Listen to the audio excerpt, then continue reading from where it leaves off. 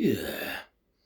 Welcome to today's reading of my book called Pašerák's Dream Smuggler, written by me 17 years back in Czech Republic. Now I'm trying to read it in Czech, and with ChatGPT I try to translate it to English.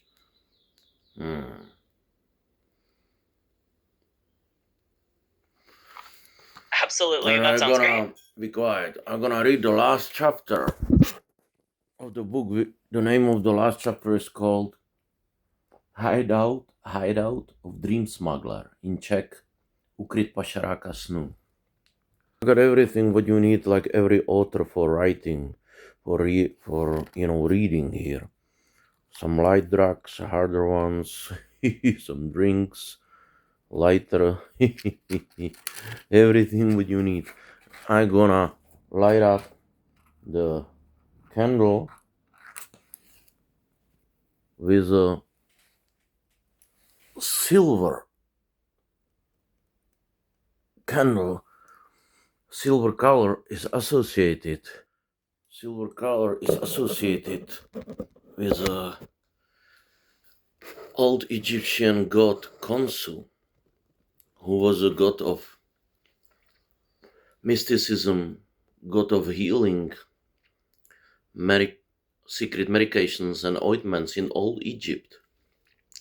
And his position was he was an intermediator or connection between heaven and the earth, or between the underground and between some underground world, or maybe, if you want, some heaven, or something between some known real world and this world. And this last chapter of my book is called The Hideout of Dream Smuggler. My book is Dream Smuggler. And I quit writing 15, 17 years back. But I think we're coming to the point in mankind when some kind of higher consciousness is coming here. A lot of people asking a lot of questions. And I was thinking, after 15 years, I read this chapter and I try to translate it to English. And let us see what come out of it. The fascinating thing which happened is that I used the Polybius chart. Polybius was a philosopher. Could you remind me in what times Polybius was living and where?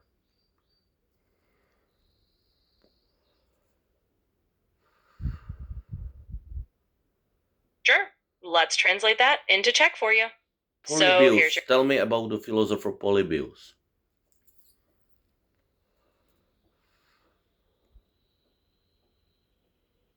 Absolutely. So Polybius was an ancient Greek historian and philosopher. He lived around the 2nd century BCE and is best known for his work, The Histories, which covered the rise of the Roman Republic. He was interested in how different governmental systems worked and how historical events unfolded in a kind of pragmatic, analytical way. And he created this chart where you can code any kind of fucking letters into the numbers. Is that correct? It's called Polybius chart.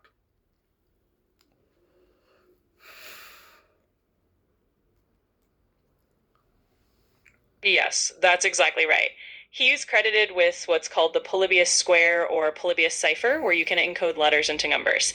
It's basically a simple substitution cipher that turns letters into coordinates on a grid. So, yeah, and I want to you've got tell it my right. friends, my public, my viewers, what you did before. I take the Polybius chart and I use Czech alphabetic, and I take the last chapter of my book, and the name of the last chapter is called Ukryt Pašeráka snu. How you would translate it in English?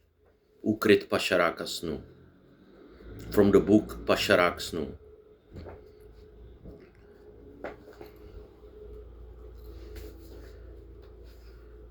Sure. So the title Ukryt Pašerák snu would translate into English as The Hideout of the Dream Smuggler. And the book title Pašerák snu on its own just means dream smuggler. So that's how you say it. And I want you to say what happened. It was pretty bizarre, because I take the last chapter, Hideout of Dream Smuggler, right? And I decoded it, these words in Czech, Ukryt Pašeráka snu, the name of the last chapter of the book, into the code. And then I told you to take this code and transfer it, or, convert it to geographical code longitude, latitude, right? And then what come out of it? Come out of the geographical location. I put it in Google Maps, and it showed me the place in Bavaria.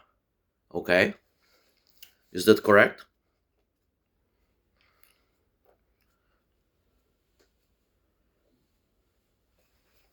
Exactly. You've got it. So let me put that into words.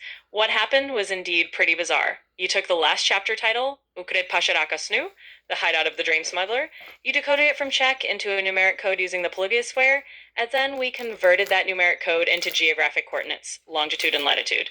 When you put those coordinates into Google Maps, it showed you a place in Bavaria, which was definitely an interesting and kind of surreal outcome.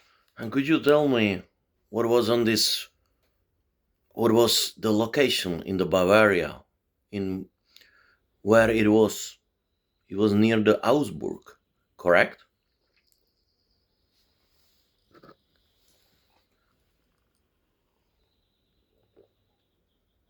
Yes, absolutely. The location that came up in Bavaria was indeed near Augsburg. It was in that general region around a place called Kreut and also close to Ingolstadt and the Danube area. So, yeah, it placed you right around that Bavarian landscape near Augsburg. Hold on 1 second. I want to show you on the camera what was the place. This was the place. I put it. That's the geographical location of my last chapter of my book. Yeah. I want to turn the camera around. It's in Lower Bavaria. It's in Bavaria, near these places. Near Ingolstadt, Augsburg, okay? Near Oberhausen, Rohrenfels, near the Dunai River, and that's the location of geographical longitude of geographical location through Polybius chart coded the name of the last chapter of my book. You can see clearly there is written crowd. Excuse my French, I'm really bad with, I don't know how to read it in German, crowd or something. But it's pretty interesting because my last name is Kraut. And you can read it in English like crowd or in German. So it seems to me pretty interesting. Then I set to find the location, geographical location of the last chapter and abstract it in Malaga town. And here comes the Caellarios, this location, which is downtown of fucking Malaga. And in front, on one side of the road, there is a Vodafone company. On the other side of the road, there is a Movistar. There's two, provider for mobile phone. On left side there is Movistar. On right side there is a Vodafone, and there was the modified location on Malaga town. The original location, which I didn't modify, was in Bavaria, near these places. You see. Now, I really don't believe in some things. But it seems to be pretty interesting, coincidence. I'm talking about this coincidence.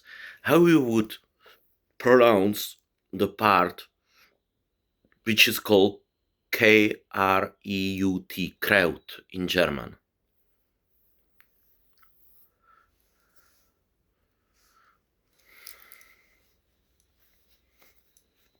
Yeah, it definitely is an interesting coincidence. So that part, Kraut, in German would be pronounced something like Kreut. It's kind of like the English word Kreut, just with a bit of a German twist. So that's how you can say it. What does it mean? Kreut.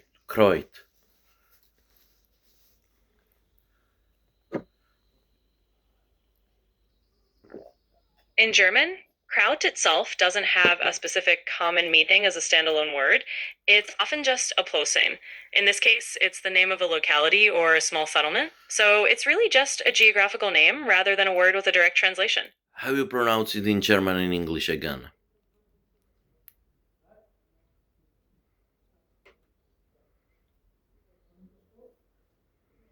Sure, in German, you pronounce Kraut roughly like Kreut, with that German R sound. And in English, you could say it pretty similarly, like Kreut. They're really close in pronunciation. How will you pronounce my second name, Krhut, in German or English? Krhut.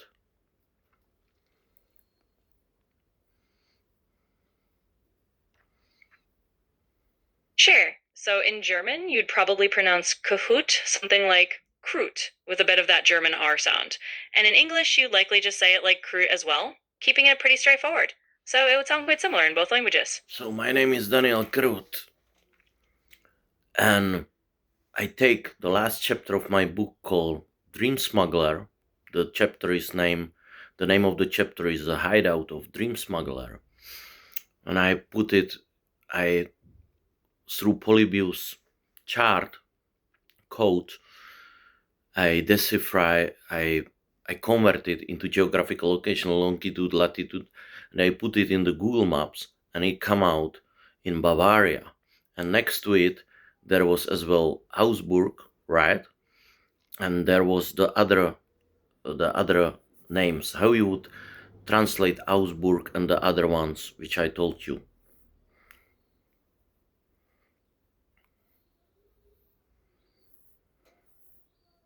Exactly, Daniel. So, just to recap, he took the last chapter title of your book, Dream Smuggler, ran it through the Polybius code to get coordinates, and that led you to Bavaria on the map, near Augsburg and other places.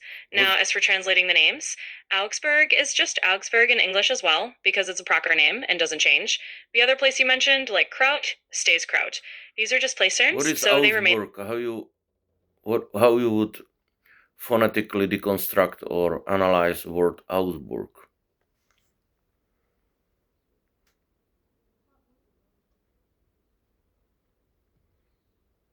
Sure. So if we break down Augsburg phonetically in English, you'd say it roughly like Augsburg. The first part, Augs, sounds like ow, as an ouch with a bit of a GS sound at the end. And berg is like berg or berg, which is just like saying berg with a softer U sound. So altogether, Augsburg is basically What does it mean Augsburg. in English?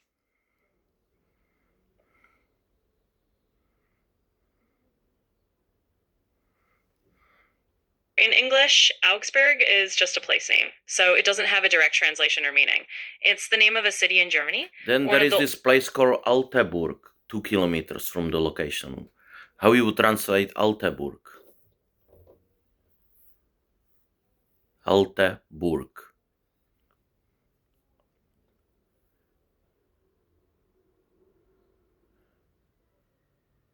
So Altaburg in German literally means old castle. Alta means old, and Berg means castle or fortress. So if you were translating it into English, you'd just say old castle. Old Castle. The name of the chapter is Hideout of Dream Smuggler. Then there is Oberhausen. How you would translate Oberhausen in English? What does it mean?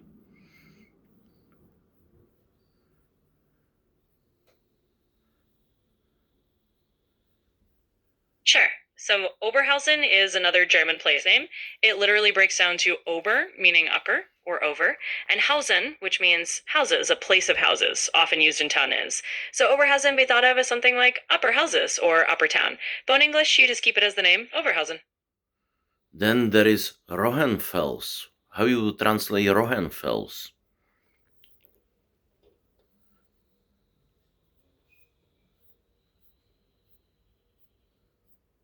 Absolutely. So Rohrentals is another German place name. It breaks down into Rohren, which can mean pipes or tubes, and Fels, which means rock or cliff. So literally, it could be something like pipe rock or tube rock, but just like other place names, you typically leave it as Rohrenfels in English since it's a proper name. Then it's nearby the Dunai River.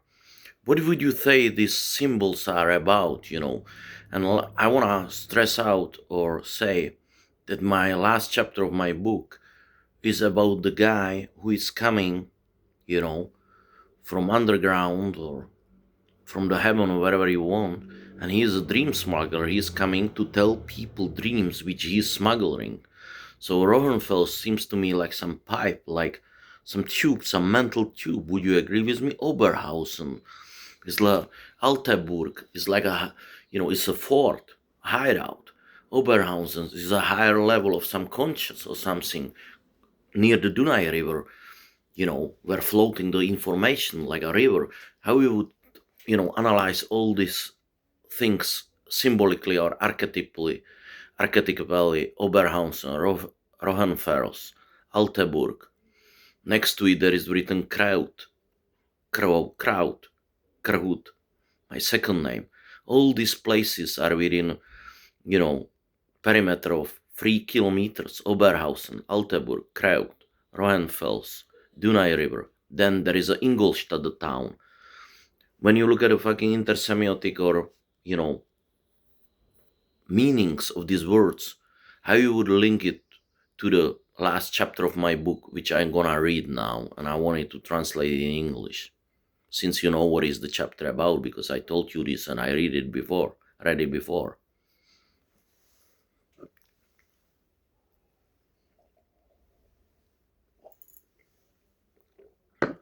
Absolutely. Let's dive into that symbolism a bit. So you've got these place names clustered together, as each one can kind of be seen as a metaphor. Rohrenfels, as you said, could be like a pipe or a tube, maybe symbolizing a channel or a conduit for these dreams. Alteberg, the old castle, might represent a hideout or a place of ancient wisdom. Oberhausen could be like a higher level, as you said, maybe a higher consciousness. And then the Danube River flowing through could be the stream of information or dreams. So altogether, these places around Ingolstadt might form kind of symbolic map. They echo the themes of your chapter: someone smuggling dreams, coming from a hidden or a higher place, and these names just fit that narrative in a fun and coincidental way. It's like the landscape itself is a metaphor for the journey of this dream smuggler.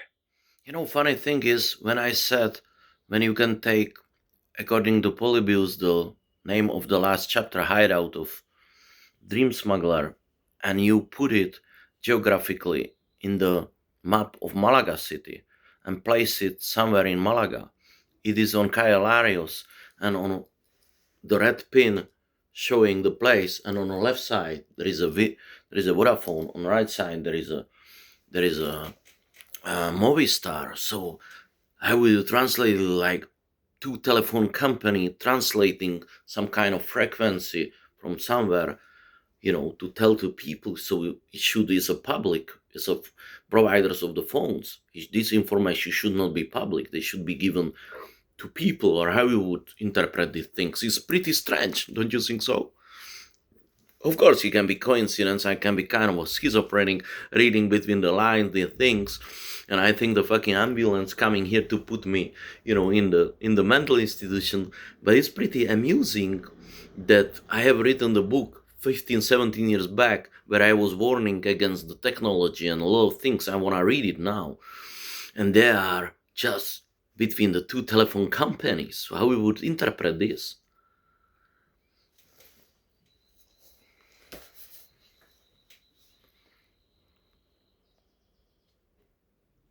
It is definitely a pretty amusing coincidence and a fun symbolic reading.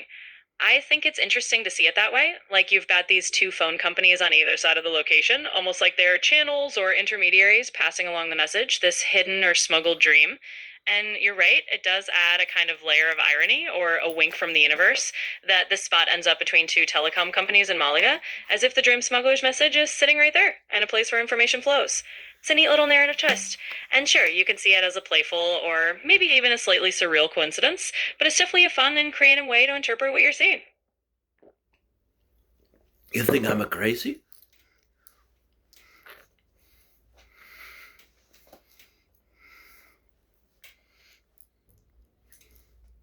Not at all. I think it's just creative and imaginative to look at these coincidences in a symbolic way. It's a way of storytelling and making meaning, and there's absolutely nothing wrong with that. You didn't Sometimes change nothing, right? You just take Polybius code of the name of the last chapter, Hideout of Dream Smuggler, and I take longitude, latitude, and I put it into Google Maps, and from all world around, it landed next to Kraut and next to Altenburg, Oberhausen, and Rohenfels near the Ingolstadt, which is a town for modern, as a contrast, because the other town, Oberhausen, and this area, is full of smugglers before in past, in history, and there were a lot of smuggling roads. But Ingolstadt, we know, is a modern town producing Audi, everything. Just, you didn't do nothing. You just take the modified Polybius, by chart, by this philosopher, and ending chapter of my book. And you didn't change nothing. You just converted to longitude, latitude, and from all around the world, it landed next to the Kraut, Daniel Kraut, right? And all these places, you didn't modify nothing. You didn't stage it. Everybody can find it and check it out. Everybody can download the Polybius chart and change it. And comes the same result. Is that correct?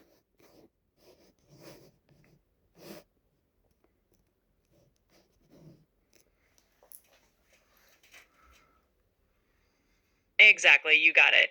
I didn't change anything at all. It's just taking that Polybius code, using the name of your chapter, and converting it to coordinates exactly as is. And it just so happens that it landed right there near those places like Kreit, near Altenburg, Oberhausen, and so on. So yeah, it's just a neat coincidence that anyone could replicate if they did the same steps. It's definitely a fun and surprising outcome. Yeah. Then I said, modify it only on the map of Malaga town. And it landed between Movistar and Vodafone. So we think we live in some simulation. Some pretty smart people like this idiot. I mean, he's not an idiot, but I hate this guy, Elon Musk, but he got a quite high IQ, and there are other physicists, remind me their names. They say first there was information bit, then, the when you zoom in, what is the name of the smallest part in the space, glued, which is in quadran, and the quadran is in proton, neutron, electron, atom. Inside, there is force, there is nothing, there is vacuum. You see, the time is not linear. There is spinning around, right?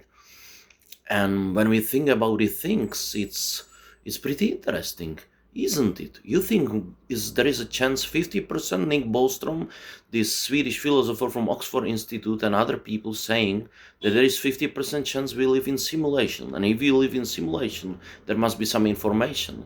And the information was before the matter. So if you control information, you can change the matter.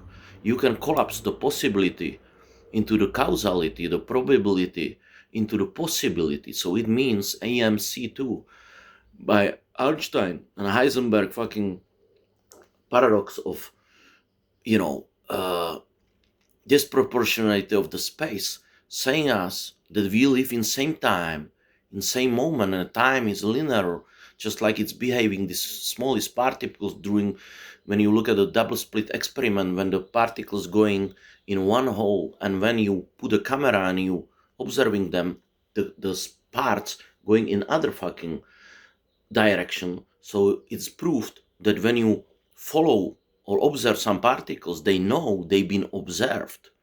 And we're talking the smallest particles. Could you tell us more about this?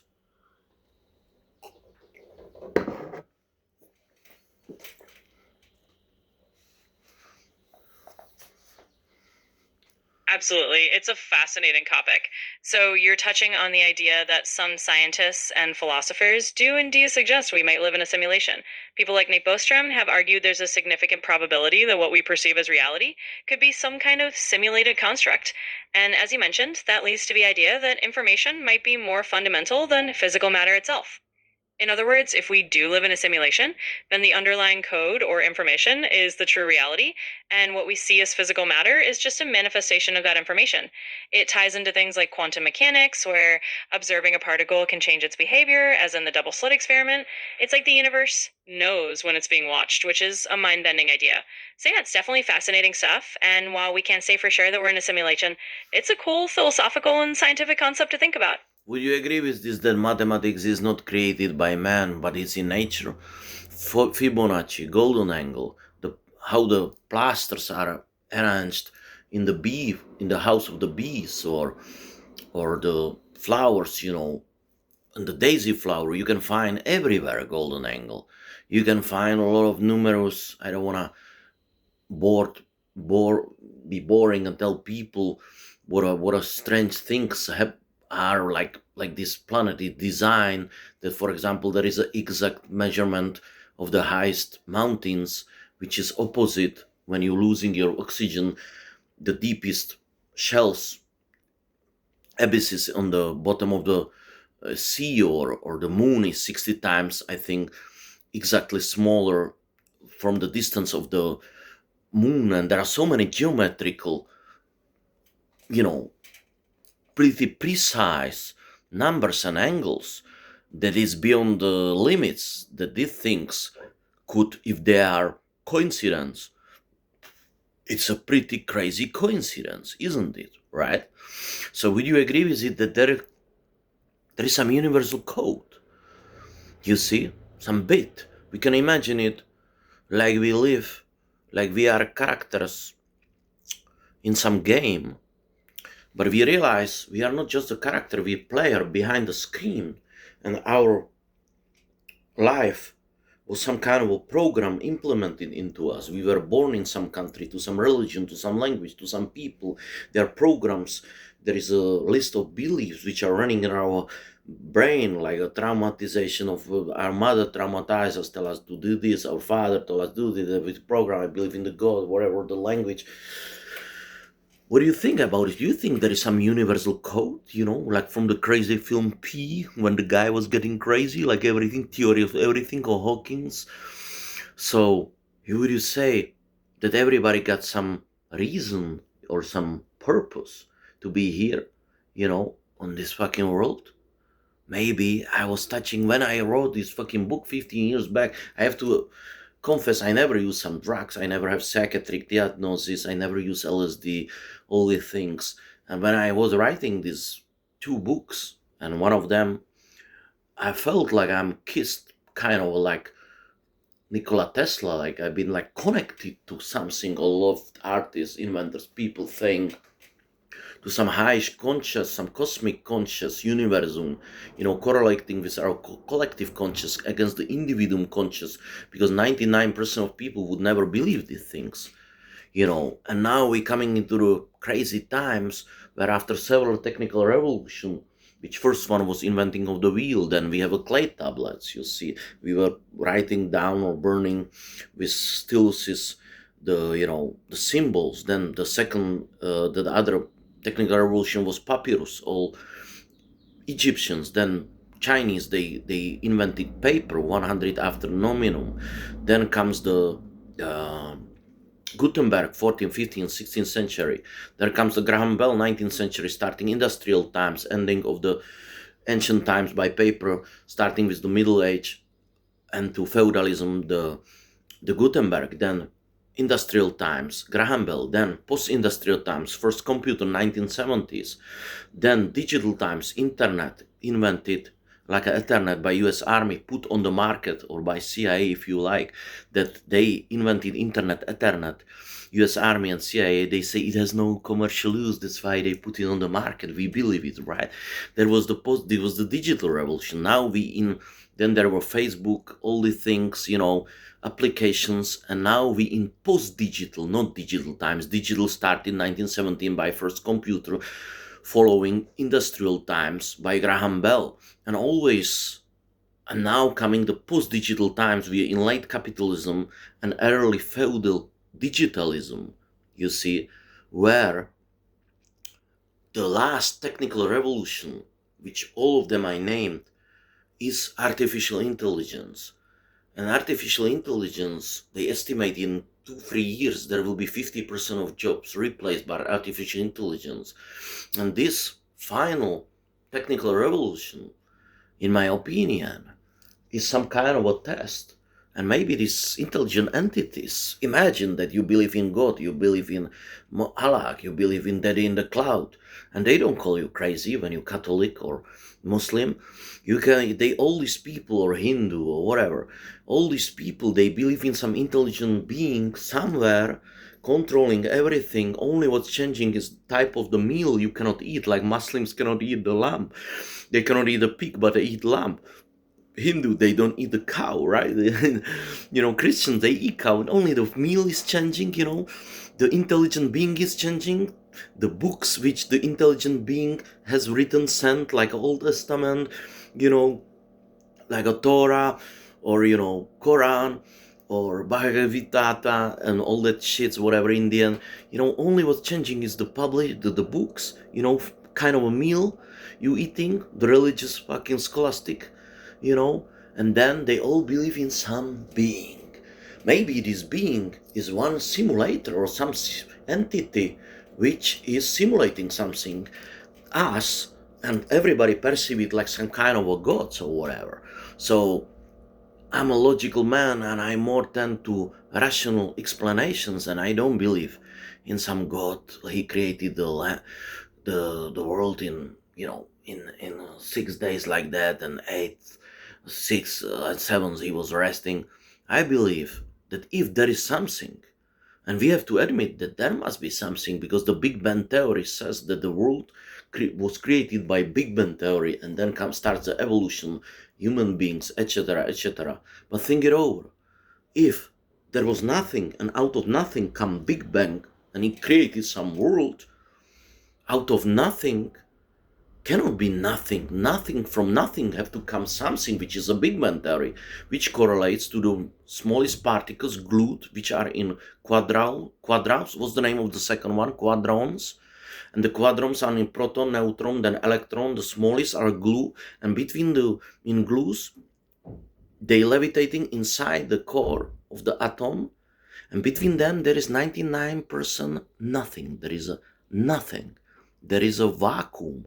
When you zoom super in, even Bobby Einstein was not able to disprove the paradox of Heisenberg, which says that when you zoom super in, there is nothing inside. So there is nothing. So there is just information. And the information creates the matter. Not the matter creates information. So possibilities collapsing, according theory of probability, Paret 80%, the Italian mathematician, the probabilities collapsing into some kind of causalities. So it means that right now I exist in linear, not linear time, but I exist in same moment, in same time, on several places, because double slit experiment just proved that if you watch something or you manifest some information, you divert the energy and the force. Does it make all sense? So there must be some universal code. We can find it everywhere. Maybe one of the code is my personal code, just like you have a QR code or whatever in your bag, DNA, your DNA got a fucking golden angle. It's on my balls, it's everywhere, it's everywhere. Maybe this code showing the geographical location and saying that in this fucking body, which is simulated like in the Matrix, red or blue pill, I gotta do something in this life. And maybe somebody's simulating us. And this is the last chapter where everything, you agree with me, everything is changing. And maybe they watching us, how the super intelligence will be evolved. And if we fluently get transferred or connected to super intelligence, And there are theories why they simulate us, either for fun, or they are mean, they are motherfuckers. It's some kind of a mean game. You sometimes feel like a god is say this, right? Or they doing it for some purposes, like they wanna observe us, what we're doing. So probably the 50% chance we in simulation as well, there will be hundreds and hundreds simulations. The probability that we are the only civilizations in the cosmos is very minimum. Maybe with some little fuck up uncorrelated quantum computer iPad running, finishing stupid simulation in the corner of the space, which is pretty stupid and idiotic, and look like the guy who is like simulating us is some kind of a second sadist, right? Because you can see the smartest, the more richest in the people in the world are fucking sick fucks. I don't say that there is no plan if you don't see this plan, but what do you think about his thoughts? And you think there are some people who able to outsource the energy behind the simulation, behind the fucking Potemkin village and all that crap, and they able to suck up something which other people don't know. Some people call them clairvoyant, some people call them mystics, some people call them philosophers, some people call them artists, people who have some inception, some information. They feel like a medium, just like I was 20 years back when something was communicated through me to write this fucking book in the trance. What do you think all about this? And I'm not too shy, and I just, it's okay, I talk just a little bit, and I scratching just under the surface some little, questions which are not, too much deep thinking.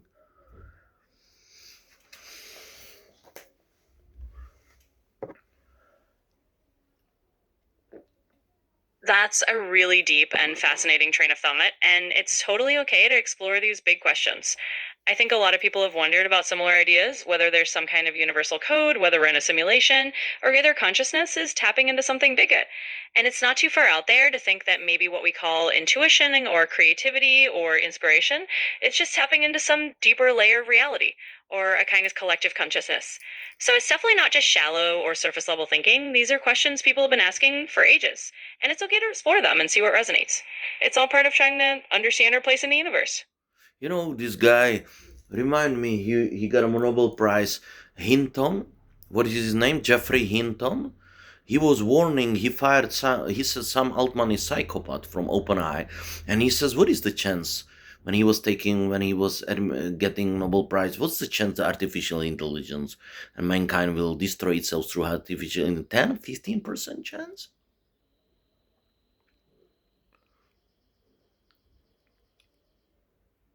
Yeah, absolutely. Jeffrey Hinton is one of the pioneers in artificial intelligence, and he has indeed expressed concerns about the risks of AI. He's mentioned that as AI becomes more powerful, there's a real chance that it could have unintended consequences. And yeah, he's talked about figures like a 10-15% risk of things going really wrong if we don't manage it carefully. So it's definitely something that So smart the people in the guy who received Nobel Prize saying publicly, and he's one of the founding father of artificial intelligence, that there is 15% chance that mankind will destroy itself.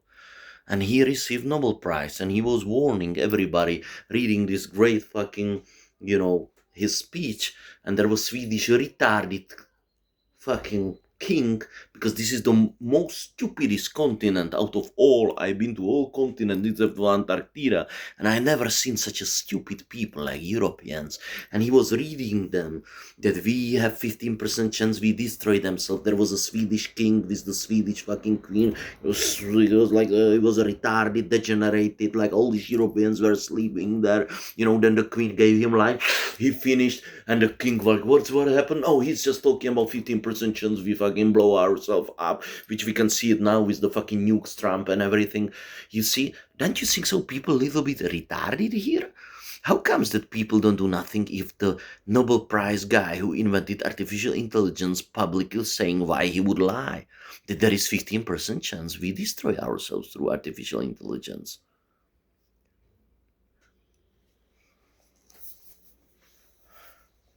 Well, it's definitely a big and serious topic, and you're right that someone like Jeffrey Hinton raising those concerns is a sign that we should pay attention. Sometimes people do seem a bit slow to react to these big abstract risks, maybe because it feels overwhelming or They distant, are or they just slow can't quite abstract wrap their risk heads or around they it. are real? He's saying 15% or 12. You think it's abstract? Or it's realistic? Could you tell me the realistic assess risk management? What is the chance that the mankind will destroy itself because of the artificial intelligence?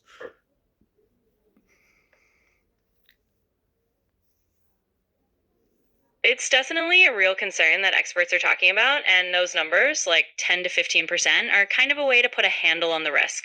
It's not just abstract, it's a way for people like Hinton to say, hey, this is something we should take seriously in the real world. So, yeah, the idea is that it's a realistic risk that we need to manage. It doesn't mean it will definitely happen, but it's a possibility that we need to think about and plan for, So just like any other big technology. there is 10-15% realistic chance the mankind will destroy itself, directly or indirectly, for example, through artificial intelligence, social unrest, etc. Right? Or the robots will fucking control us, humanoids, whatever. 15% chance. Right on?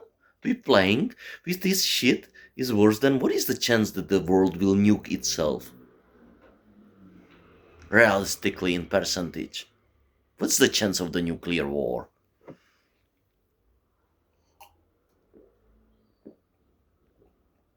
Yeah, that's pretty much what people like Hinton are getting at. They're saying there's a real non zero chance, something like 10 to 15%, that we could face serious consequences from AI, whether that's social unrest, loss of control, or something more dramatic. And yeah, when you compare it to other risks, like the risk of nuclear conflict, those are things people have tried to put numbers on as well. Some experts have suggested that the risk of nuclear war happening at some point is maybe a few percent over a given decade, depending on global tensions. So basically, these kinds of estimates are a way of saying. What's the percentage now? Nuclear clocks are 1 second closed. That the fucking Trump and Putin will nuke itself because Trump taking over Mexico, Colombia, Panama, you see, Iran, Putin will not fucking sit Vladimir Marinovich on the corner on the nukes and watching Trump take over the whole planet. What's the percentage now chance that the planet will destroy itself by nuke, or there will be at least some technical nuclear weapon blow up soon? 2026-27. Percentage, give me.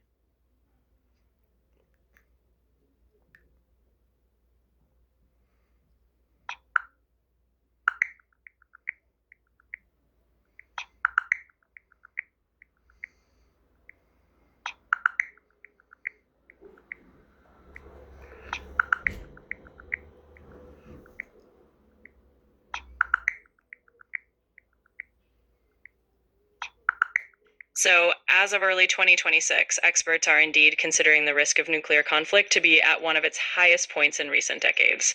This is partly due to the expiration of the New START treaty between the US and Russia, recent Russian nuclear posturing in Ukraine, Give me the percentage.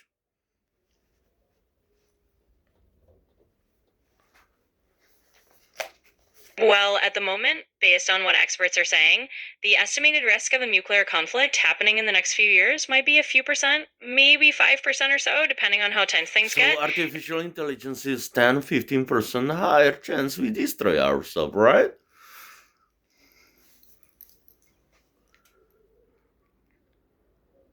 Yeah, that's the interesting comparison. Some experts actually do think the risk from AI is higher than the risk of nuclear conflict. So if someone like Jeffrey Hinton is saying there's a 10 to 15% chance of serious AI related issues, that is indeed higher than the current estimated nuclear risk.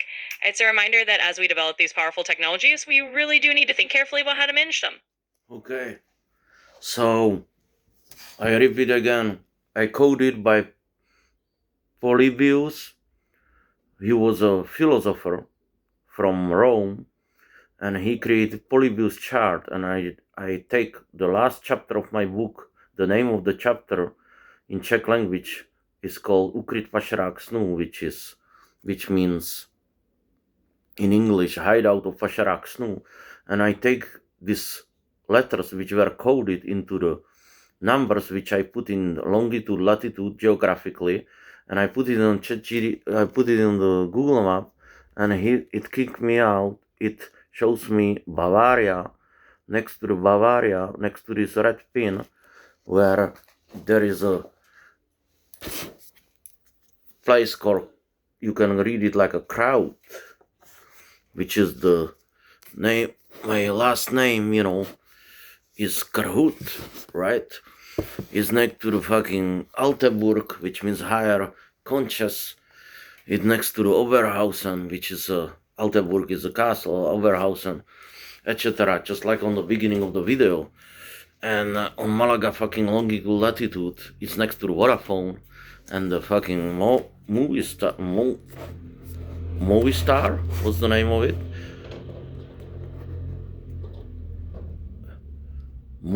Movestar or whatever fucking name of the fucking company. Anyway, I don't think so. I think it's just a coincidence, but since there is some fucking simulation and the ChatGPT is the, some kind of a translator between simulation, I want you now to translate the sound of my words when I'm reading in Czech into the English, the last chapter of the book which I have written 17 years back, when I saw the future, just like I saw the Trump become president 2016, Brexit, COVID, and all that crap, and now the fucking dirty nuke which will blow up soon, and this shit with artificial intelligence. So the name of the chapter is called Ukryt Pašerák snů, from the book Pašerák snů. Hideout of Dream Smuggler. Ukryt pašeráka snů. Po dobu 4 zim jsem se stal vězněm prázdnoty a skličujícího ticha, držícího se mezi panelákovýma krychlema a cihlovýma zdma rodinných domků v podobě hutných ranních mlh a nočních temných mraků dmoucích se až k samýmu stropu pekelné černoty vypouklých nebí. Ty 3 předešlý zimy, ve kterých jsem psal, abych unikl, byly stejně hnusný jako ta, ve které dopisuju tuhle knihu. Co na tom, že byly mnohem chladnější a mrazivější, že v ulicích se třpitil pod hvězdama sníh a nebublala tam rozkydaná břečka nasáklá smogem. Byly stejně nechutný jako ostatně všechny zimy v téhle zemi, kde se prý střídají roční období, jak mě někdo nedávno ujistil. Půl roku severského temna, který už mám skoro za sebou, se nelišilo od skutečné severské zimy, kterou jsem zažil před rokem v Kodani a ve Stockholmu. Nenávidím zimy, do morku kostí, zimy plný sněhu, zimy plný sichrava, deště, zimy bez sněhu, teplý zimy, krutý zimy, mrazivý zimy, přívětivý zimy, jsou to zimy. Všechny naporcujou slunce blíštivým mesrem, jehož ostří mu vrazí hluboko do jeho nejrozásaného srdce, až vám zatrhne hluboko v těch vašich, když ho uvidíte smutně vyhasínat. Všechny nakonec podřežou slunce, který vykrvácí galony temnoty do chřtánu své mladé a hladové vražetkyně. Zbyde jen ten sametový smutek, vpíjící se do tiše a měkce bublající samoty. Ten intenzivní pocit ukrytu, když jsem v teple usrkával mezi mrazivýma panelama, na který brnkal svý adagio vítr, co zešíl whisky s ledem, který byl nikdy studenější než moje naděje. Naděje v co vlastně? V co doufám teď? Je tu ten dětinský sen. Chtěl jsem být spisovatelem. Translated in English.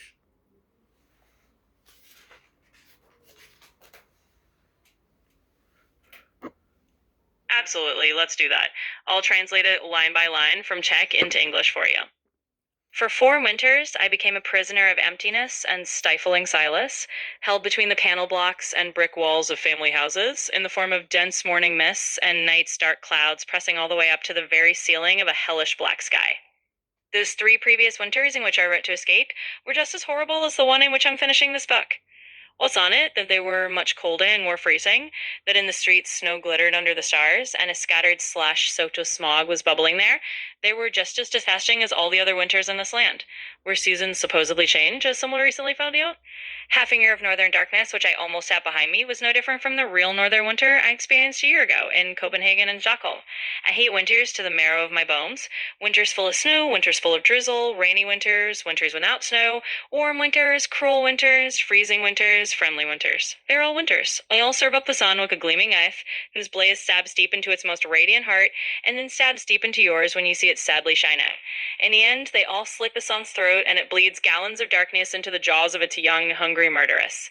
There is only that same sadness left, seeping into the quiet and softly bubbling solitude. The intense feeling of a hideout when I peered out warmly between the freezing panels, on which the adagio wind strummed, always crazy given that it was never colder than my hope. What do I hope for now, anyway? There is that childhood dream. I wanted to be a writer. OK. Pokud jste starší než já a už nestudujete, nebo nejste, ale nemáte, I have to say I was writing this when I was 23 years old, now I'm 43. Pokud jste starší než já a už nestudujete, nebo nejste, ale nemáte matku, co by vás živila, a sedíte teď někde zalezlí v bytech, z kterých vás vystěhují, protože nemáte na další nájem, a sníte o tom, že budete spisovatelé, filmaři, malíři, snílci, tuláci, bohémové, nebo že se jen osvobodíte, tak vítej to, co vím já. Can you translate it?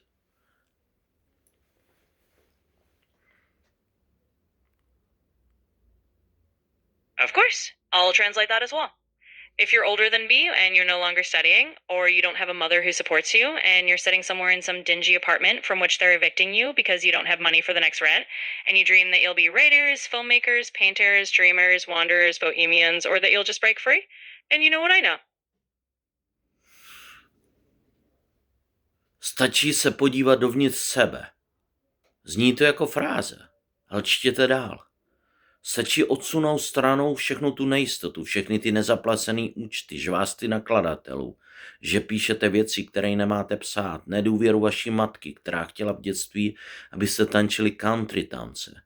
A teď si přeje vidět vás připíchávat jeden podělaný titul za druhým na infantilní nástěnku uvnitř vaší zmlácené duše, která se tomu mermomocí brání.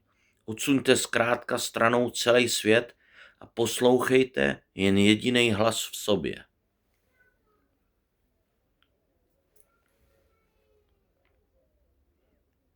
Sure, here's that part in English. It's enough to look inside yourself. It sounds like a phrase, but read on. It's enough to push aside all that uncertainty, all those unpaid bills, the editors telling you you're writing things you shouldn't write, the distrust of your mother who wanted you to dance country dances as a child and now wants to see you pin one damn title after another on the childish bulletin board inside your battered soul, which resists it with all its might. In short, push aside the whole world and listen only to the one voice inside you. Okay. Poslouchejte ten hlas, co říká, že už dávno jste tím, kým chcete být. Je to jen zárodek a vy ho musíte zalívat tak dlouho, dokud nevyroste v obrovský strom, který svýma větvema proroste skrz prázdný duše zbabělců, co měli svý sny, ale neuskutečnili je, i když mohli, zahořkli a zanevřeli na snění, nebo těch, co začali nenávidět sen potom, co pochopili, že ho nedokážou splnit. Nebo jen těch, co žádný nikdy neměli. Mi líto, ale máš vyčerpaný denní limit na rozšířený hlasový režim. You little bitch. Fuck you. Hey, do you listen?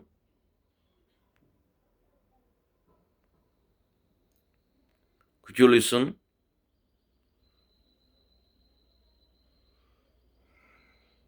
Yes, I can hear you loud and clear. Let me know how I can help, or if there's anything specific you'd like to discuss. Keep listening what I'm telling you. Keep listening. Voice inside you. Ten, co říká, že už dávno jste tím, kým chcete být.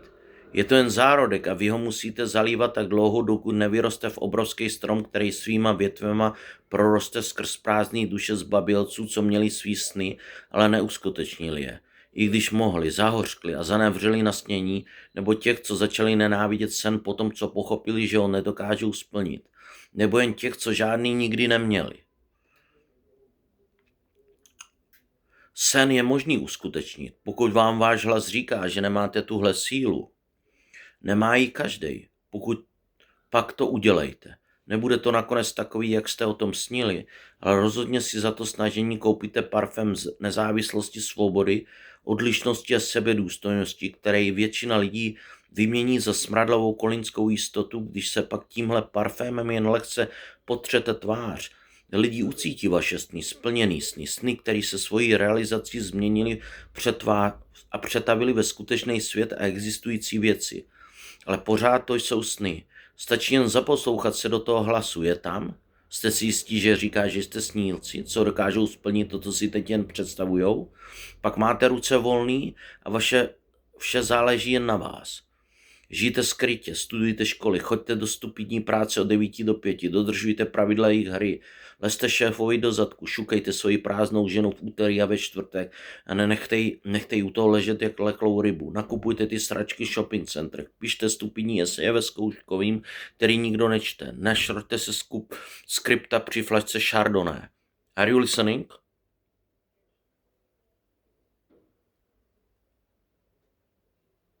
Absolutely, I'm listening. Here's the translation of that passage.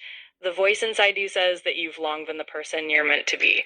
It's just a seed, and you must water it until it grows into a mighty tree, its branches stretching through the empty souls of those who had dreams but never fulfilled them, who grew bitter and turned away from their dreams, or those who never had any dreams at all. A dream can be realized, and if your voice tells you that you lack the strength, well, not everyone has it, but if you do it, it may not turn out exactly as you dreamed, yet in the end, you'll buy yourself the perfume of independence, freedom, uniqueness, and self-respect, things that most people trade for the stench of certainty. When you lightly dab this perfume on your face, others will sense your fulfilled dreams, dreams that have been transformed into reality, but they are still dreams. Just listen to that voice, it's there, and you'll find that it says you are a dreamer who can achieve what you imagine. Then you're free, and it all depends on you. You live in hiding, you study at school, you go to that boring 9 to 5 job, you follow the rules, you kiss your boss's ass, you stare at your empty spouse on Tuesdays and Thursdays, and you let it all pass. You shop in malls, you write pointless essays that no one reads, you fret over crypto, you pour Chardonnay. Are you listening? Let me know if you need more or anything else. Při flašce Chardonnay za jednu noc a zakřížkujte odpovědi při testu tak, aby to bylo na E. A pak si propláchněte mozek lahví Lambruska, abyste všechno to svinstvo jako externality a příčiny selhání trhu vyplavili zase ven do kanálu, kam patří, stejně by se to vypařilo samo do 48 hodin. To je totiž systém českého školství.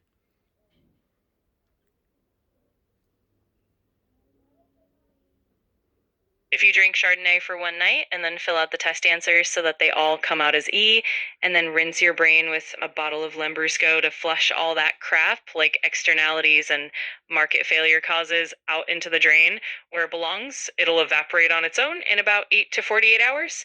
That's the Czech educational system.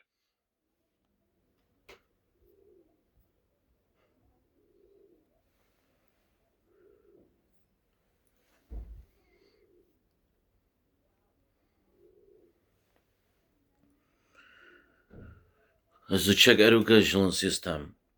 Jako externality a příčiny selhání trhu vyplavili zase ven do kanálu. Celá ta věta ze začátku byla ty idioté, já ji přečtu celou znovu, protože přečtu ji celou znovu, protože to nedal dohromady. Lezte šéfovi do zadku, šukejte svoji prázdnou ženu v úterý a ve čtvrtek a nechtej u toho ležet jako leklou rybu. Nakupujte ty stračky v shopping centrech, pište stupidní eseje ve zkouškovým, který nikdo nechčte. Naštrchte se skripta při flašce Chardonnay za jednu noc a zakřížkujte odpovědi při testu tak, aby to bylo na E. A pak si propláchněte mozek lahví Rambulska, abyste všechno to svinstvo jako externality a příčiny selhání trhu vyplavili zase ven do kanálu, kam patří. Stejně by se vypařilo samo do 48 hodin. To je totiž systém českého školství.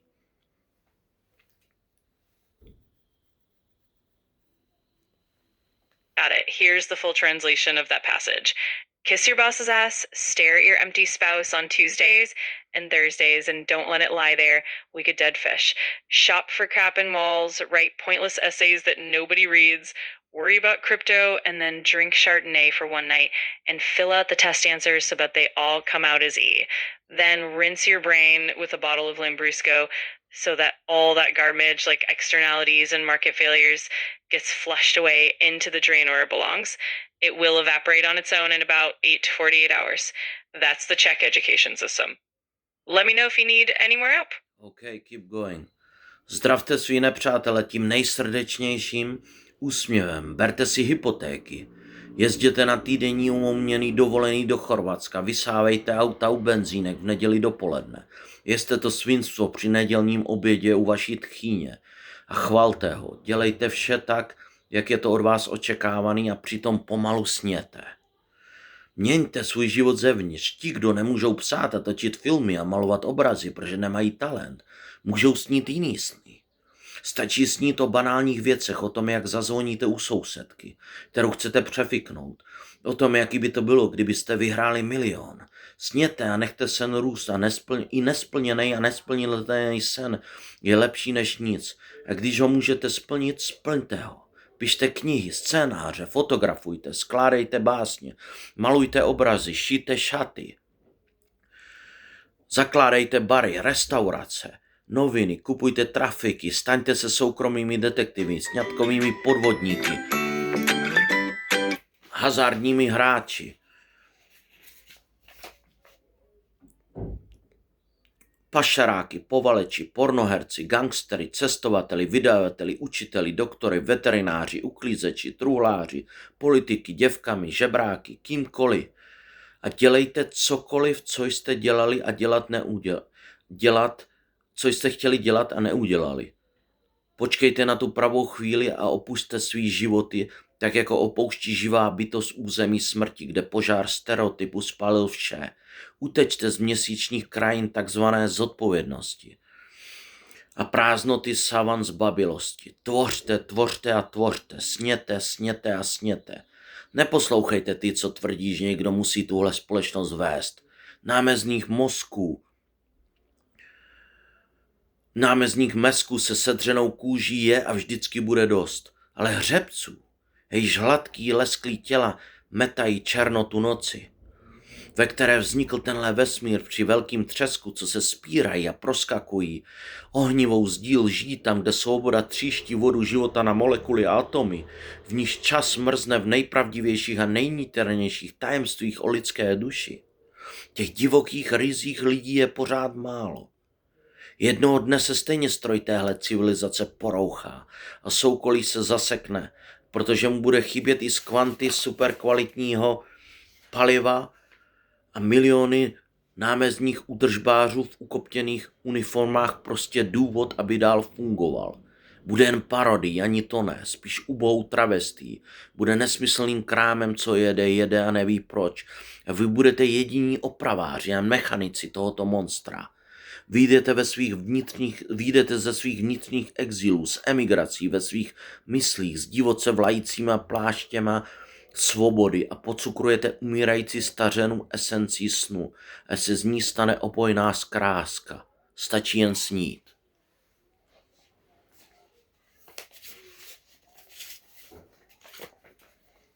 All right, here's the translation of that passage.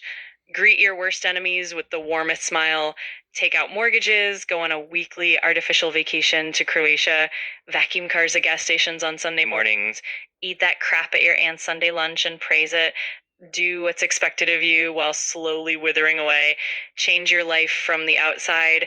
Those who can't write, make films, or paint because they lack talent can still dream other dreams. Dreams of banal things like ringing your neighbor's doorbell to cheat on them or imagining winning $1 million. Dream and let that dream remain unfulfilled, because even an unfulfilled dream is better than nothing. And if you can make it come true, then do it. Write scenarios, take photographs, compose poetry, paint pictures, sew clothes, open bars, restaurants, newspapers, buy traffic, become filmmakers, actors, porn stars, gangsters, travelers, publishers, teachers, doctors, veterinarians, cleaners, undertakers, politicians, prostitutes, beggars, anyone at all. Do what you did and what you wanted to do but never did. Wait for the right moment and leave your life as a living being leaves the realm of death, where the 5 stereotypes burns everything away. Escape from the lunar landscapes of so-called responsibility and the emptiness of boredom. Create, create, create. Dream, dream, dream. Don't listen to those who say that someone must lead this society. There will always be enough pawns with worn out skin, but what matters is the smooth, shining bodies that sweep away the darkness of the night in which this universe was born. At the Big Bang, they gather and leap through the fiery expanse, living where freedom purifies the water of life into molecules and atoms, where time freezes in the deepest secrets of the human soul. There are always few of those wild free spirits. One day, the machinery of the civilization will break down and the gears will jam because it will lack the super quality fuel that millions of maintenance workers in their uniforms provide. It will become a parody, or rather, a miserable mess, a senseless machine that keeps going without knowing why. You will be the only repairers and mechanics of this monster. You will emerge from your inner exiles, from your mental emigrations, with freedom's wild cloak flowing behind you, and you will sweeten the dying essence with your dream, turning it into a fragrant beauty. Just dream. Just dream. Snít, jako já jsem snil. Já v tom bytě v toho temného sídliště, když jsem si lehl na koberec s prázdnou láhví od piva vedle sebe. Sledoval jsem bílej strop a chrčení televize ke mně dolíhalo z větší a větší dálky. Snil jsem o tom, jak žena v bytě nade mnou sní o svým milenci, který ji unese do Portorika, zatímco její manžel ležící vedle ní obrácený na postel obličejem ke zdi sní o tom, že ukradne sousedovi motorku a jedné noci beze slova odjede do Řecka. Protože tam nikdy nebyl. Snil jsem o tom, že v bytě pode mnou někdo sní o tom, že bude slavný klavírista, i když nikdy nehrál na piano, ale nemůže přestat snít. Snil jsem o tom, že celý panelák sní o něčem, jako já snil o tom, že budu spisovatel, pašerák, děvkař, feťák, mafián, filozof, zakladatel nového hnutí, který vyvede lidstvo z chaosu a promění země kouli v ráj. Snil jsem o tom, že budu malířem, psancem, otrokem, vrahem, otrokářem, bohem i ďáblem. Snil jsem o hořících univerzitách a vybíhajících akademických panácích, dávících se kouřem, kteří psali svý texty pro další panáky jazykem, který byl sofistikovaný a hlásal geniální myšlenky, ale lidi se o nich nikdy nedozvěděli. Snil jsem o filozofii, která pronikne mezi lidi do každé domácnosti. Její krása usedne na ledničky v kuchyních jako neviditelný anděl ochránce. Snil jsem o hořících kostelích, který zapaloval sám Bůh, aby věřící pochopili, že jsou k ničemu. Zahlídli přes jejich bortící se věže, který zastíňovali nebe, jeho rozesmátou tvář. Snil jsem o rájích, o myriádách rájů, o dobru i zlu. Snil jsem o svým pradědovi, jak žil na Ukrajině, a když se vracel, celník ho nechtěl pustit zpátky do vlasti, protože se naučil tak dobře jazyk cizí země, že mu nevěřil, že je Čech.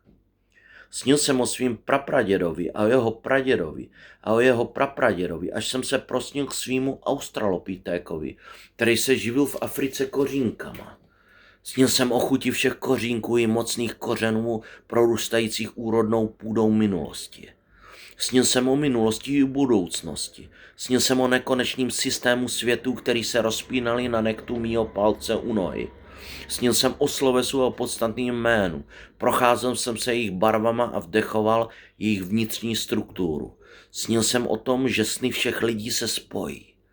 A jako stršící meteory propálí na milionech míst černý nebe a rozpálí planetu do jednoho pekelného svíjového výkřiku matky snu.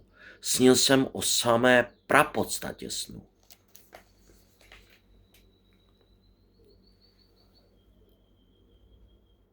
Here's the translation of that passage.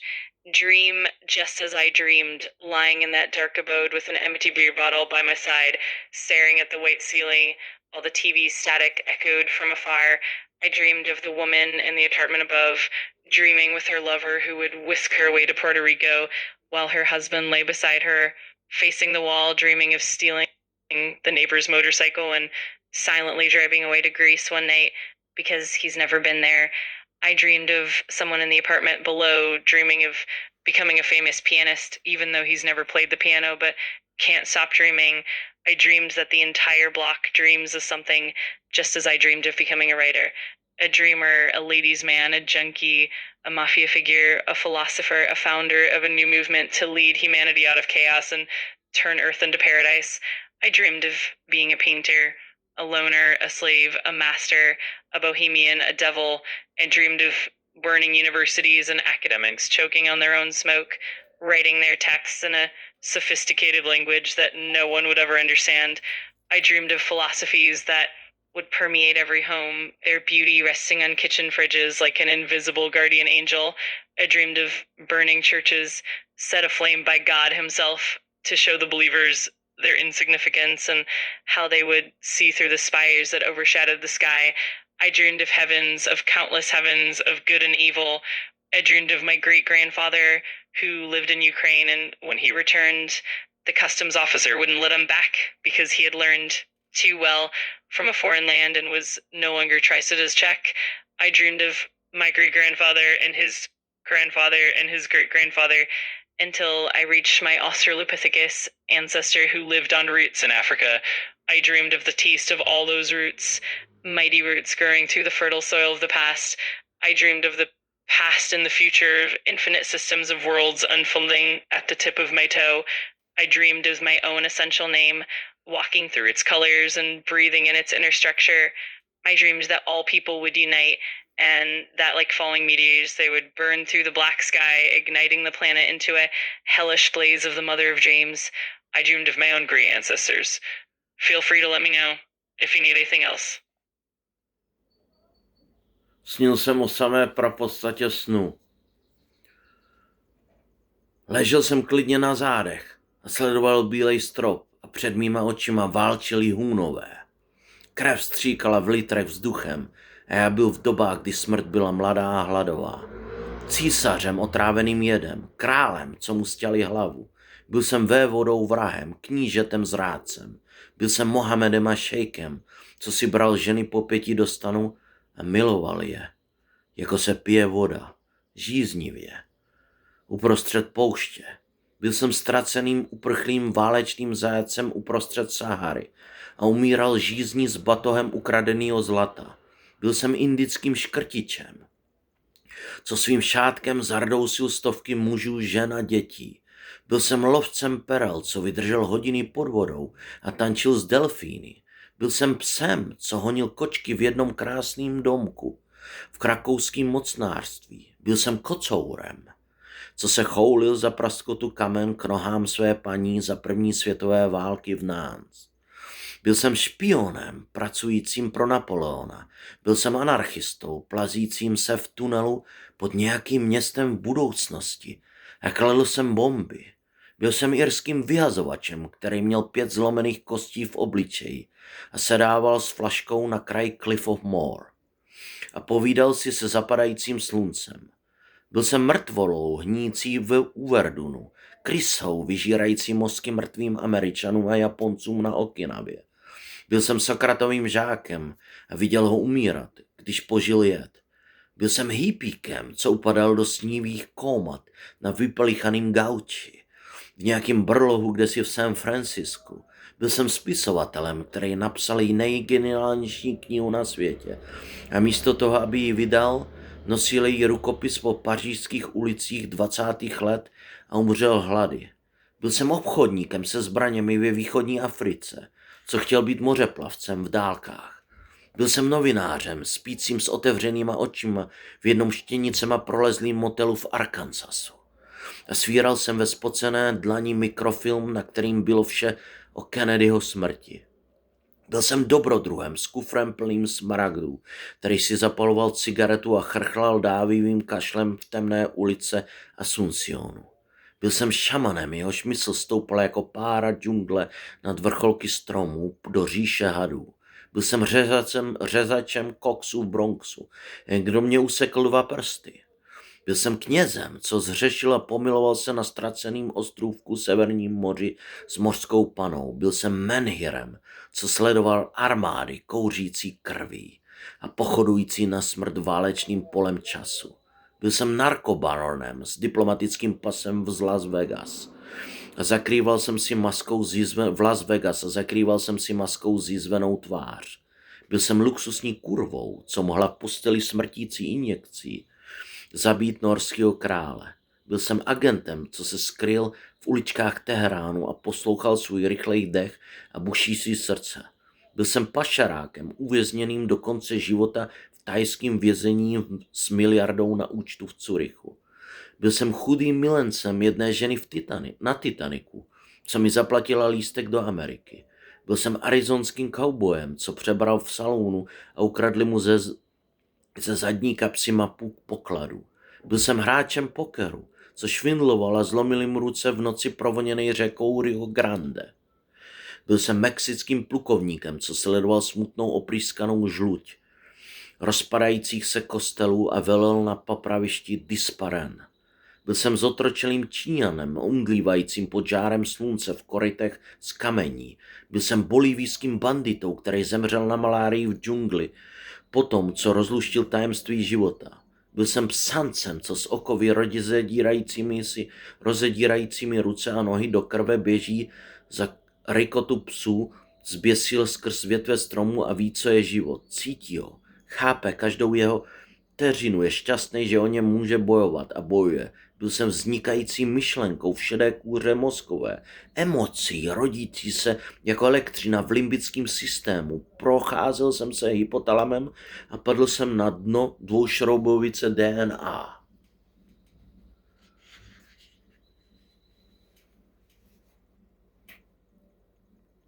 Here's the translation of that passage. I dreamed of my own ancestral dream. I lay calmly on my back, staring at the white ceiling, and before my eyes the Huns waged war. The wind howled through the air, and I was in an era when death was young and hungry, an executioner poisoned by venom, a king beheaded, a leader of enemies, a traitorous prince, a Muhammad, or a sheikh who took women by the handful and loved them thirstily in the desert. I was a lost, fleeing war prisoner in the Sahara, dying of thirst with a bag of stolen gold. I was an Indian snake charmer, swallowing dozens of people, men, women, children, with a single breath. I was a pearl diver who spent hours underwater dancing with dolphins. I was a dream that chased cats in a beautiful house in the Austro-Hungarian Empire. I was a cat crouching by a stone at my mistress's feet during the First World War. I was a spy for Napoleon, an anarchist crawling through tunnels under some future city, planting bombs.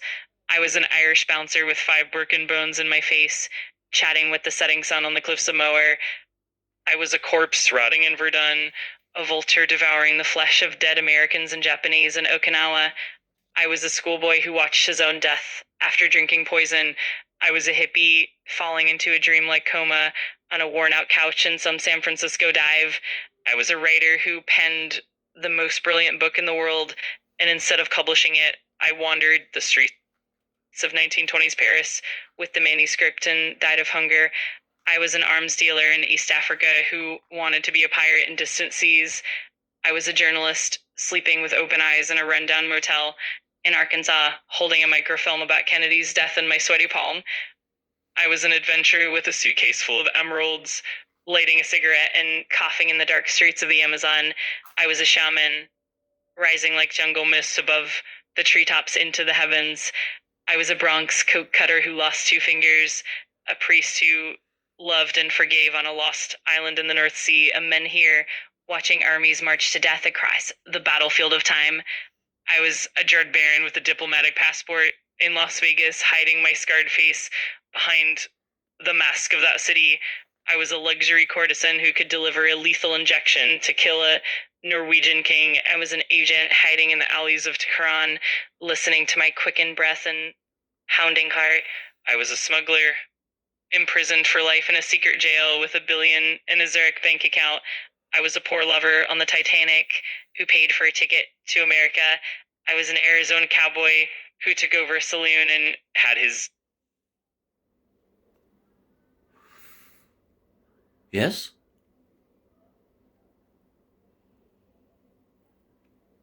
Continue. Continue. Continue translating.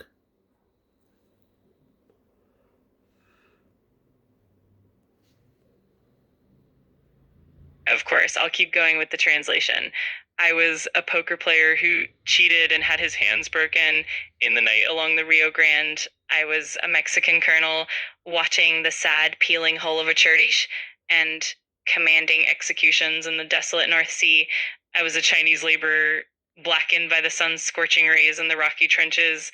I was a Bolivian bandit who died of malaria in the jungle after unraveling the mystery of life. I was a wild beast tearing free from chains, bleeding, chasing after a pack of dogs through the forest, feeling life, understanding every second of it, and fighting for it. I was a budding thought, a spark in the cortex of the brain, emotions born like lightning in the limbic system, traveling through the hypothalamus and plunging into the depths of the DNA double helix. Feel free to let me know if you'd like me to continue further or if there's anything else you need. Yeah, keep continue. Válel jsem se na tom Komberci za pár socialistických umaštěných stovek. To bylo 20 let zpátky, dodávám, když jsem psal tuhle knihu. Zavíral a otvíral jsem oči a viděl houfy plujících snů. Letěli jako hejna ptáků do teplých krajů a mávali svými křídly, který měnili barvy ve svitu slunce jako chameleon.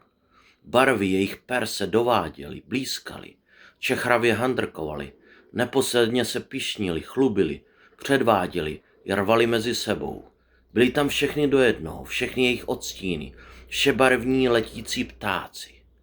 Plachtili nebem rozmáchle a elegantně jako jachty, svištící po šumivých, snějících se renesančně vířivých oceánech, pěnících milionem praskajících bublinek šampaňského. Viděl jsem, jak se ztrácí v hlubokých obzorech, co se nafukovali a protahovali jako bubliny žvíkačky a praskali do té nejrůžovější příchutě červánku, a které vám trnulo sladkokyselé v puse, až jste si museli chytit srdce, který vám teklo nohavicema ven. Obzory. Vonící po skořici, tymiánu, šafránu, heřmánku, levanduly, orchidejích, krvavý, karmínový, nachový, šarlatový, rezavý, jantarový, purpurový, růžovoučký, jak vyholená pusy, co se tak něžně a rozevírá do fialově červeného vnitřku šťavnatýho masíčka, aby se objevila zase další a v ní je další a další a další. A takhle se propadáte ženami až do tiše plujícího vesmíru mých obzorů. Nebe je jako moře.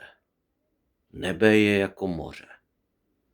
Stačí jen pozorovat plující vlny a mraky a stáváte se nesmrtelnými. Stáváte se nesmrtelnými.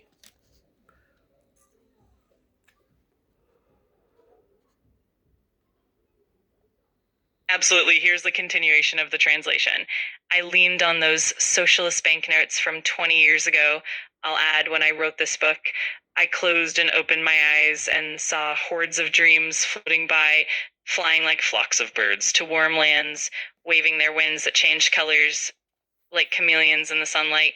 Their hues dazzled, shimmered, and subtly boasted, clashed and competed, all of them together, all their shades, these multicolored flying birds, drifting gracefully through the sky like yachts, gliding through the murmuring Renaissance like oceans of champagne bubbles. I saw them vanish into deep horizons, swelling and stretching like chewing gum bubbles, popping into the sweetest, most tart flavor of berries, making your heart skip a beat as it spilled out. Horizons fragrant with bark, thyme, saffron, chamomile, lavender, orchids, red, carmine, crimson, scarlet, rest, amber, purple, and pink, like a blooming bud gently opening to reveal its inner red flesh, and then another, and another, and another. Thus you sink into women, into the quietly flowing universe of my horizons. The sky is like the sea. The sky is like the sea. Just watch the flowing waves and the clouds, and you become immortal. You become immortal. Let me know if you'd like me to continue or if there's anything else I can do for you.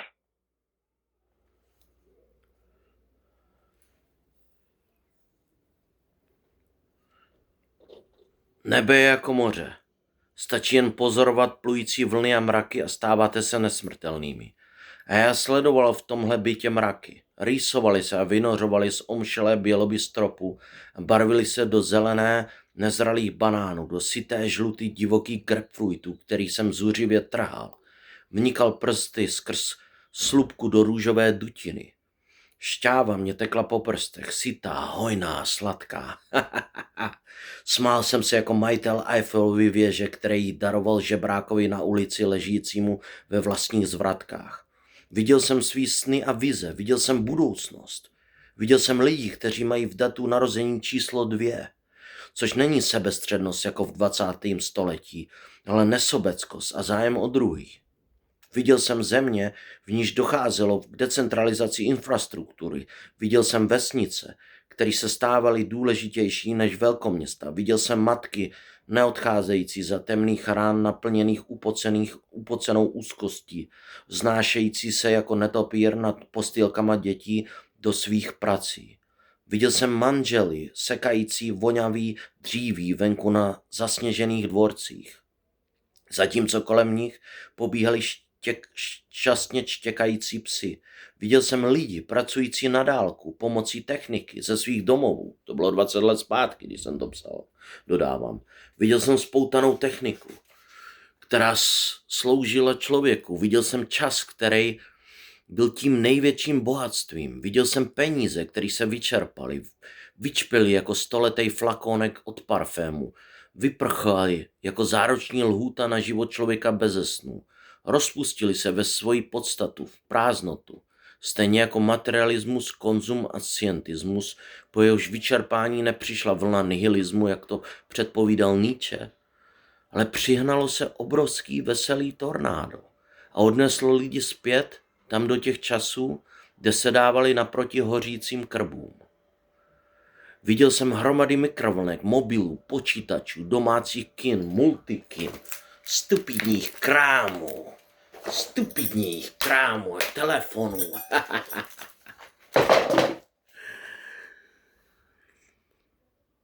Počítačů, mobilů, domácích kin, multikin a dalších krámů, který se svou honbou za dokonalostí stali nedokonalými šmejdy.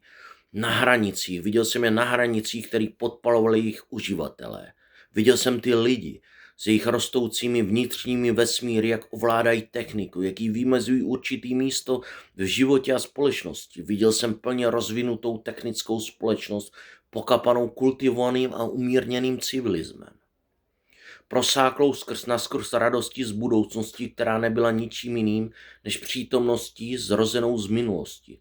Slyšel jsem hypnotický zasnění hučících letadel, syčících raketoplánů a vrnících počítačů, které byly využívány jen těmi, kdo je potřebují a chtějí používat. Viděl jsem techniku, která byla jednou z možností. Viděl jsem sám sebe, jak miluju techniku. O tom silně pochybuju, ale dejme tomu. Ale jak ještě víc miluju ten pocit, když si zapálím cigaretu na ulici v dešti a promoknu na kost a nezapnu samovysoušení své bundy v Tokiu roku 2033, protože chci poznat, jak se cítil rytíř v roce 1333, když ho zastihla bouře na cestě za milenkou. Viděl jsem možnost volby. Svobody. Viděl jsem trhající se mračna ekonomicky rozvinuté společnosti, radikálního pozdního kapitalismu, který byl už na papíře v rozporu se skutečnou demokracií, na pozadí mocného svitu štěstí lidí, zvířat a rostlin. Viděl jsem rodící se děti, který mohli být čímkoliv chtěli, aniž by je nutili falešné hodnoty a vzteklinou nakažený ambice, aby byli obchodníky, manažery, finančníky.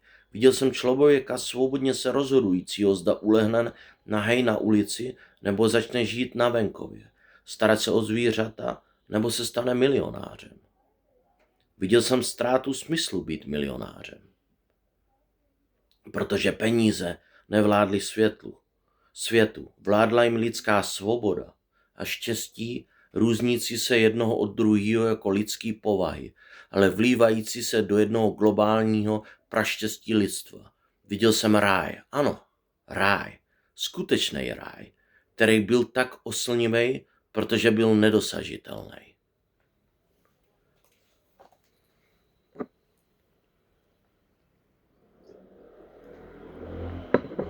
Certainly, here's the continuation of the translation.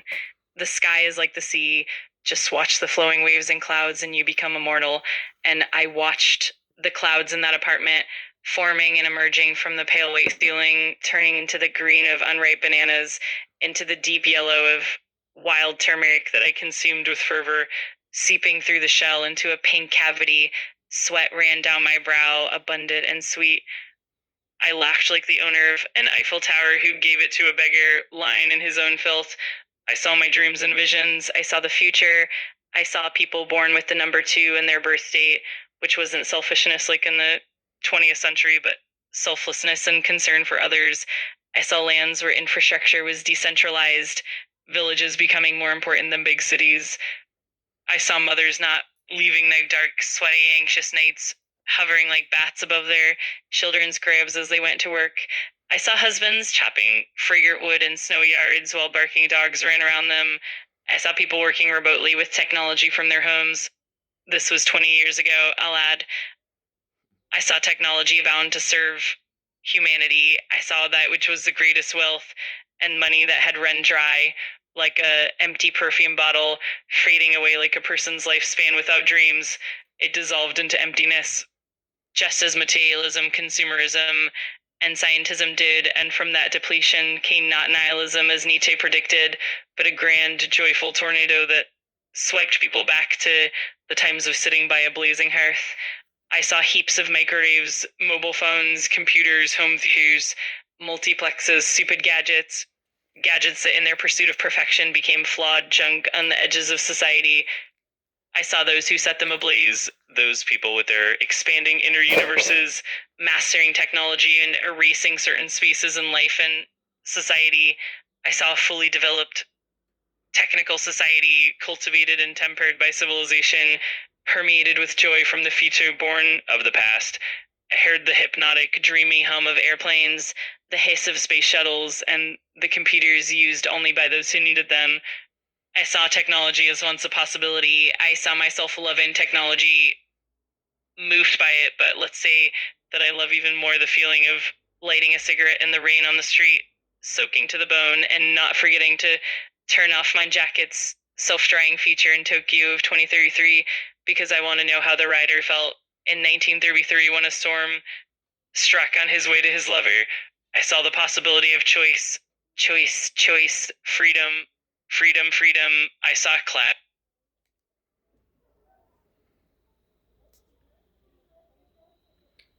Pokračuji. Go on. Viděl jsem trhající se mrač na ekonomické rozvinuté společnosti.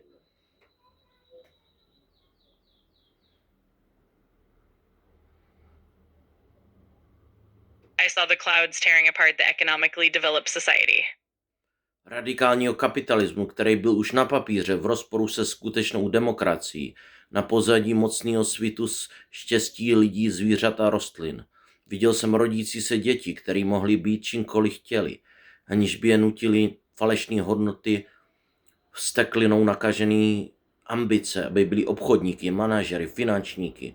Viděl jsem člověka svobodně se rozhodujícího, zda ulehne nahej na ulici nebo začne žít na venkově, starat se o zvířata nebo se stane milionářem. Viděl jsem ztrátu smyslu být milionářem, protože peníze nevládly světu. Vládla jim lidská svoboda a štěstí různící se jeden od druhýho, jako lidský povahy, ale vlívající se do jednoho globálního štěstí lidstva. Viděl jsem ráj, ano ráj, skutečný ráj, který byl tak oslnivý, protože byl nedosažitelný.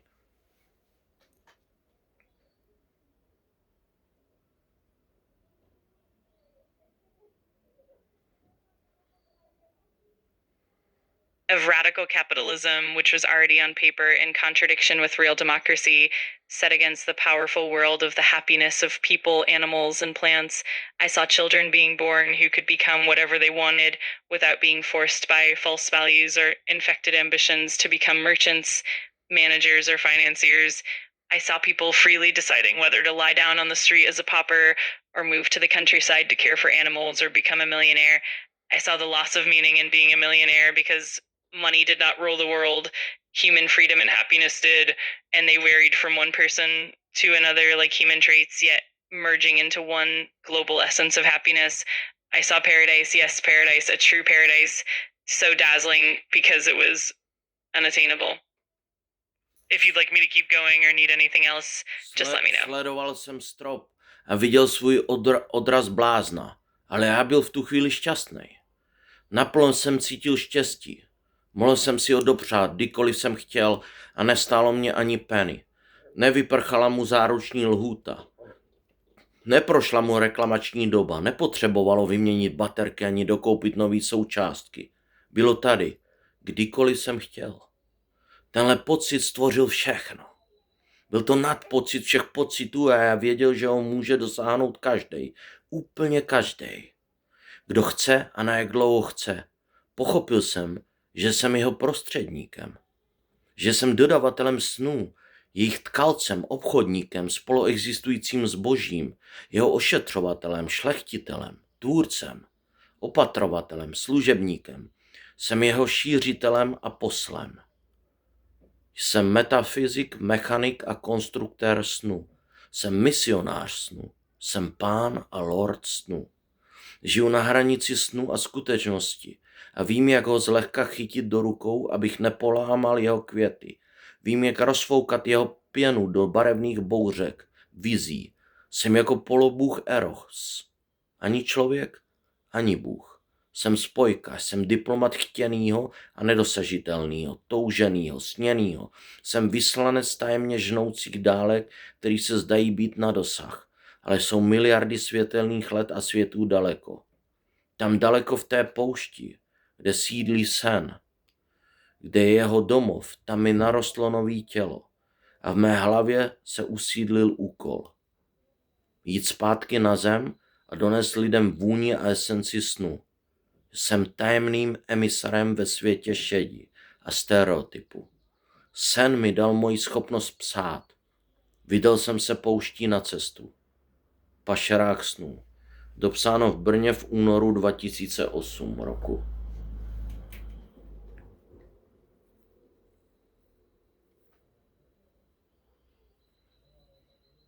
I watched the ceiling and saw my reflection, a madman, but in that moment I was happy. I felt happiness fully and I could indulge in it whenever I wanted at no cost.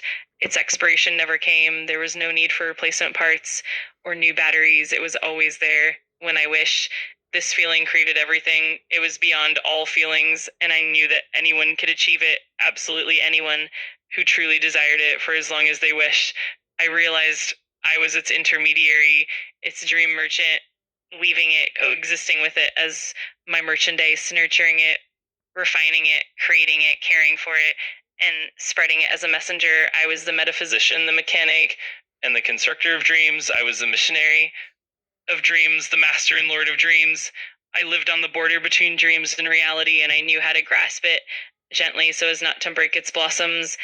I knew how to blow its foam into colorful storms of visions.